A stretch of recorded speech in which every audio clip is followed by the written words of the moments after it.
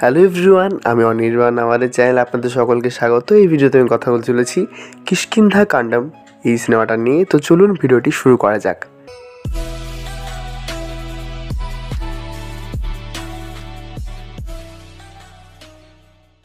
তো কিষ্কিন্ধা কাণ্ডম হচ্ছে 2024 সালের এটি মালায়ালাম ছবি এবং এটি ডিরেক্ট করেছেন দিনজিৎ আয়াথান এবং মুখ্য চরিত্রে রয়েছেন আসিফ আলী, অপর্ণা বালামুরালী এবং বিজয় রাঘবন। তো এখানে গল্পটা হচ্ছে যে অজয় একজন ফরেস্ট অফিসার এবং তার বাবা আপু পিলাই একজন এক্স মিলিটারি অফিসার ছিল।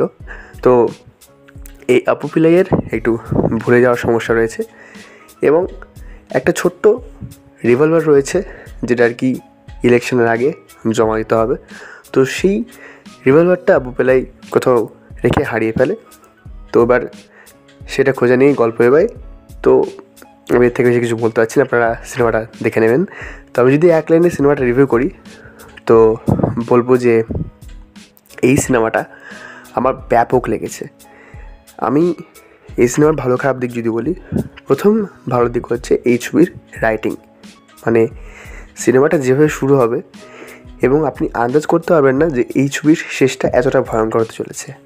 আরেকটা বিষয় যে মালায়ালাম ছবিতে একটু ড্রামা থাকে এবং এই ছবির রান টাইম হচ্ছে 2 ঘন্টা 5 মিনিট। তা সত্ত্বেও এই ছবিতে যে ড্রামাটিক বিষয়টা সেটা মোটামুটি 1 ঘন্টা পর্যন্ত ছিল। এছাড়াও যে টুইস্টগুলো রয়েছে সেগুলো ভালো কাজ করে এবং এখানে প্রত্যেকের অভিনয়, সেটা আসিফ আলী হোক বা আমাদের বিজয় রাঘবন হোক বা এখানে অপর্ণা বালামুরালী, প্রত্যেক অভিনয় খুবই ভালো এবং যেভাবে বিজিএমের মাধ্যমে সিচুয়েশন ক্রিয়েট করা হয়েছে, যেভাবে গল্পটা এগিয়ে নিয়ে যাওয়া হয়েছে, দেখতে ভালো লাগে।